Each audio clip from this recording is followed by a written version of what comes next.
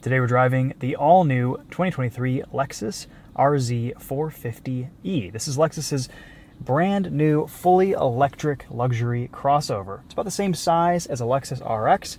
Today we're going to walk around it, show you what it looks like inside and out. We'll take it for a drive and give you guys some thoughts on what it's been like to live with this week. Let's start on the outside. This is the premium all-wheel drive dual motor. Costs a little over $63,000 in the spec. We have a few options. I'll put those in the description. Rides on 20-inch wheels. Is rated to get around 200 miles of range. This is a pre-production vehicle, so we'll see a few differences in build quality, fit, finish. This is based on the same ETNGA platform as the BZ4X, but of course it's more powerful, more luxurious, and I think it looks a little bit larger too. So some similarities in the underpinnings, but ultimately this is a new vehicle from Lexus, and it looks pretty darn good. We have a similar profile as the BZ4X, this being a crossover, and these fins up here, but those are kind of the only similarities I see on the outside. On the inside there are a few similarities, but this is a pretty nice looking electric crossover inside and out.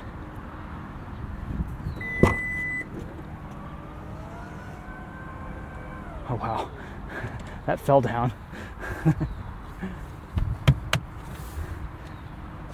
All right, it's more like it. A little bit of storage space underneath, and charge cable. Nice to see that. Not sure what is in here. Doesn't look like we're supposed to regularly access it. Oh yeah, you've got a toolkit, tow hook,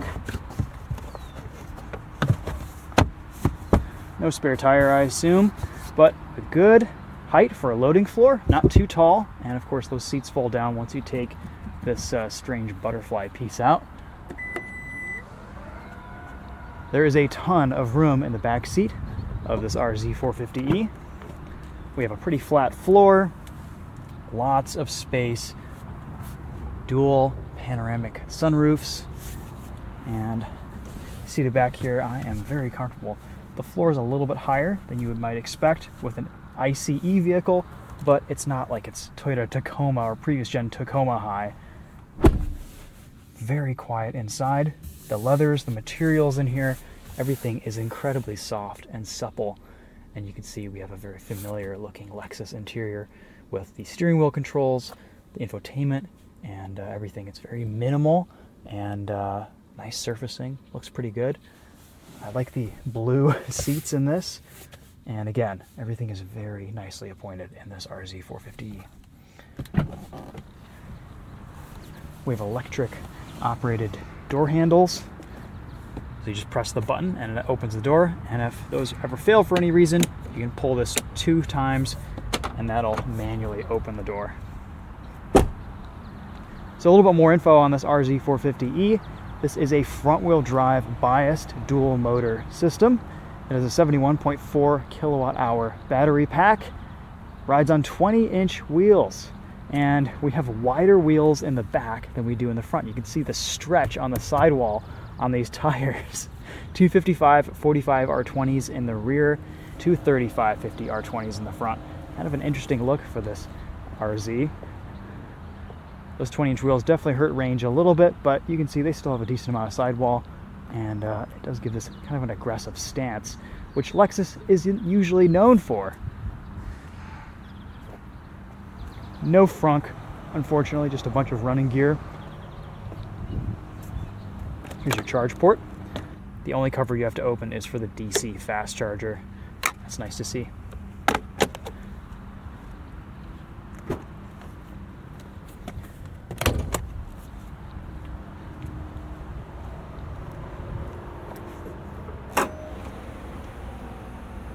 There you go. Like I said, not much to see up here. Brake fluid, some coolant, wiring, electric motor.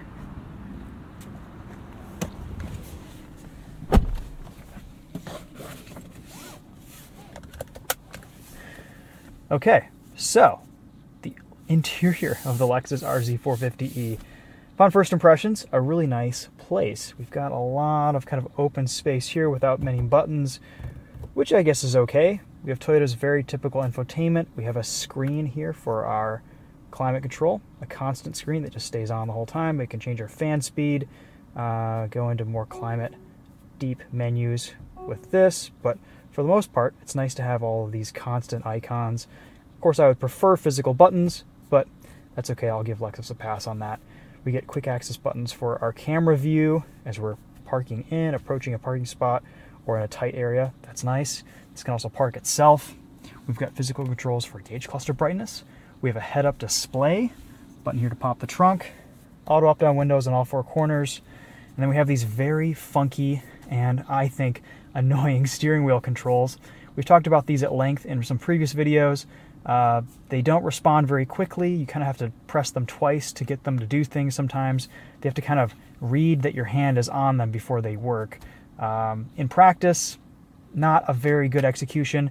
In theory, a clever idea because it basically doubles the real estate of your steering wheel buttons. But I found this week they've been kind of irritating to live with and use, and I'll show you guys some examples of that on our drive. I feel like this area here could get kind of scratched up with some use. A lot of piano black here, some kind of matte satin plastics. It's already a little bit rough in here, and this is a pretty high traffic area. But we've got some nice water bottle holders, and then a center console that's actually quite deep and shows us a good amount of room to put things for passengers, which is nice.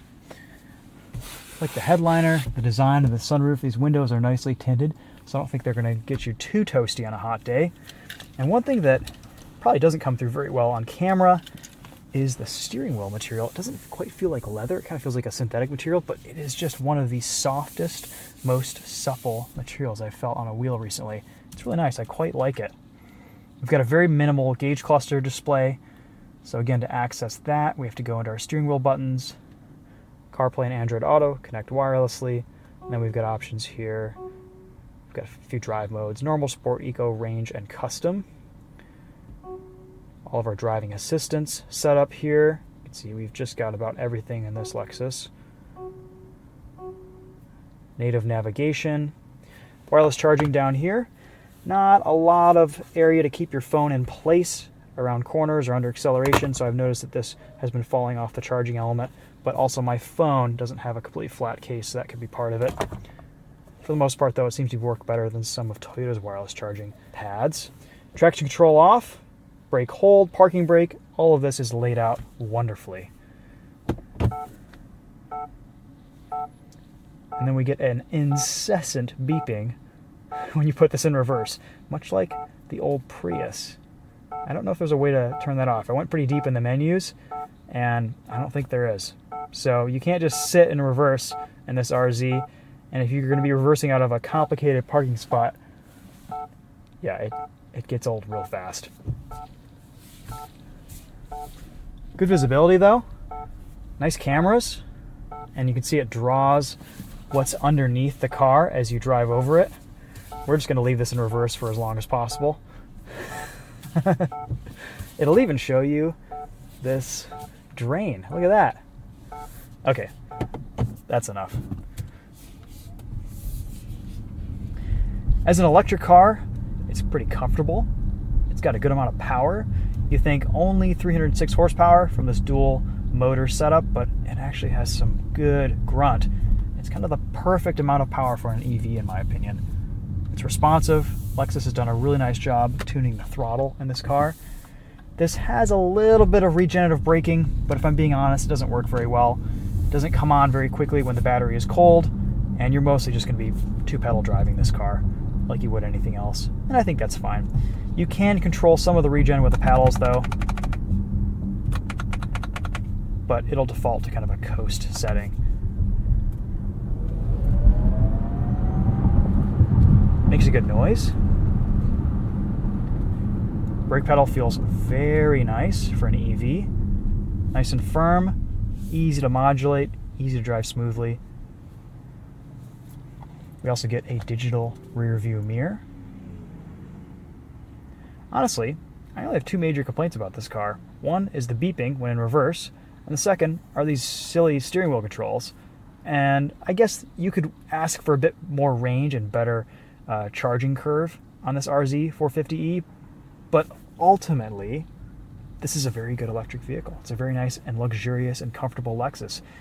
If this is a second vehicle or something that you're just going to be driving around town locally, this is a very, very nice buy, and for 63 grand, it's a very comfortable place to be. No tax credits on this, unfortunately.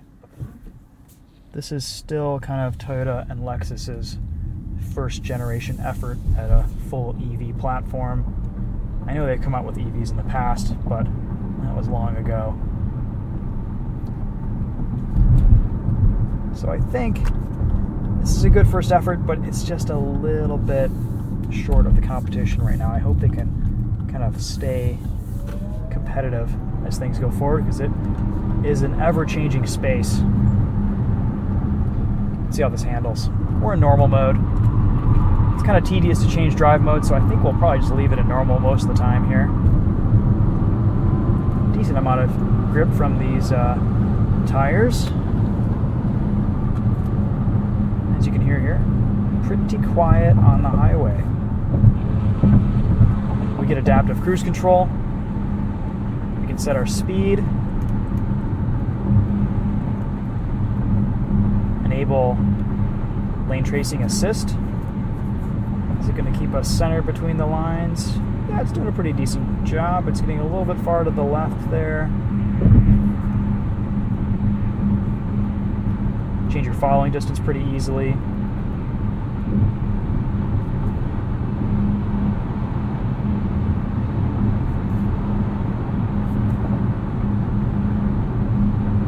Very comfortable car on the highway. Love these seats as well.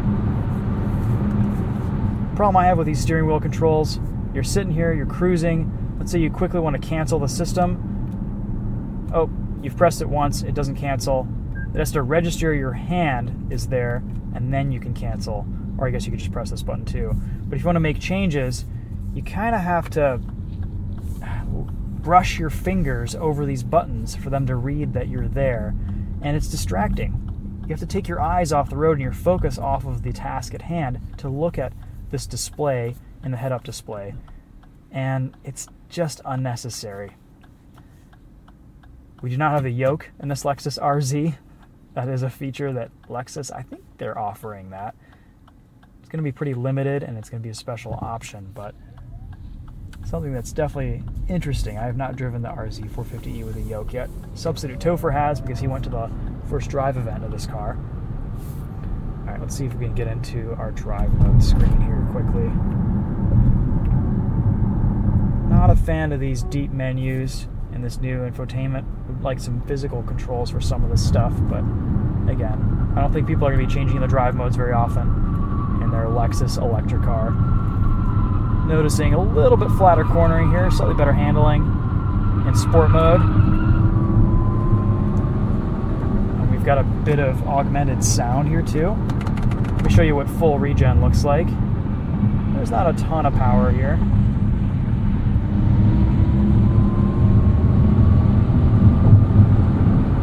Sport mode's interesting, adds a bit of sound into the mix.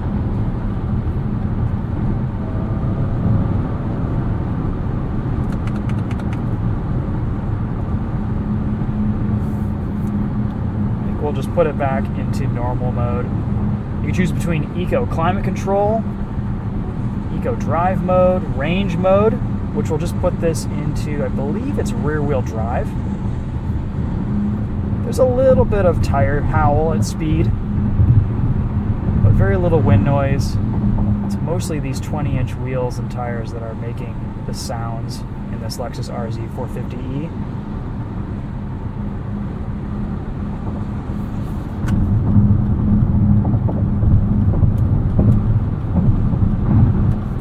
This has an interesting feature that we've seen in some Toyotas recently. I can't remember the name of it exactly, but it will sense vehicle speed ahead of you and adjust the regenerative braking accordingly so that when you are off the accelerator pedal, it'll kind of slow down automatically to meet the vehicle's speed ahead of you. So it's kind of an interesting feature. You can turn that on and off, but it takes some getting used to. It's kind of enhanced one pedal driving, but you still have to put the brakes on at lower speeds to bring you to a complete stop.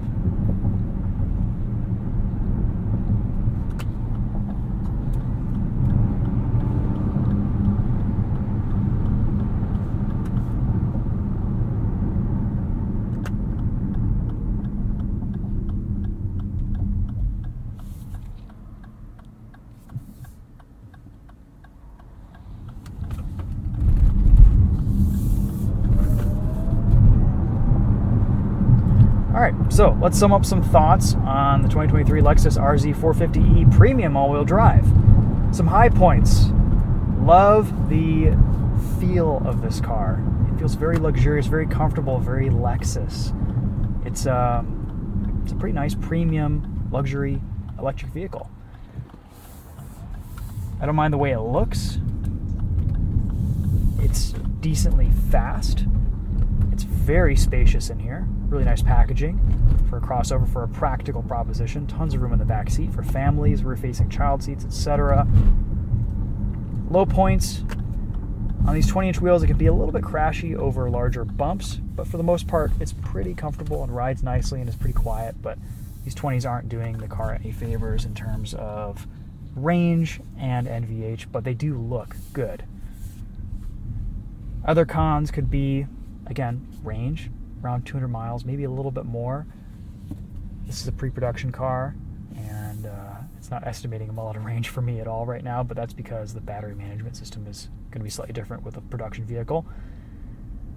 A bit more conservative in terms of charging speed and range, and not as competitive in that realm as some other EV options for the price.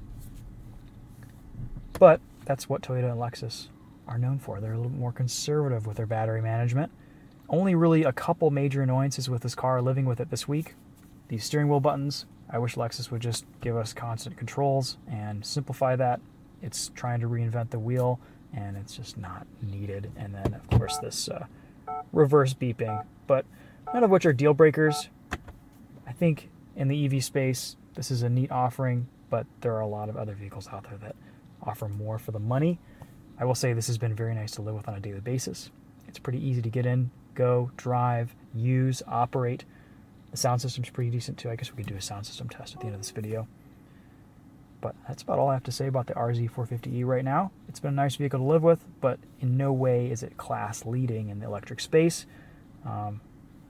So I think we'll leave it there. We'll walk around this one more time, and then we'll do a sound system test real quick. Turn this off for now.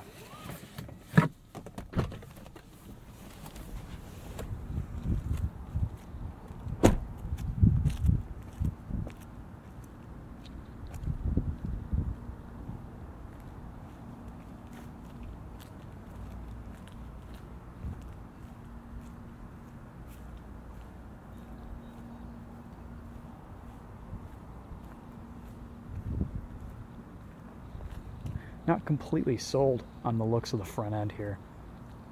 It's a bit strange. And these different colored fenders look kind of cheap. They're just kind of a scratched up plastic.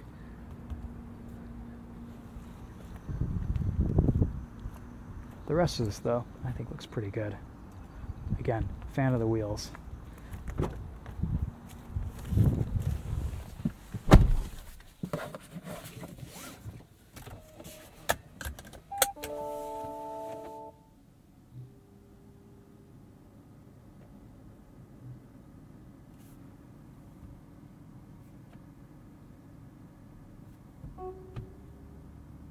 CarPlay connected pretty quickly, that's nice.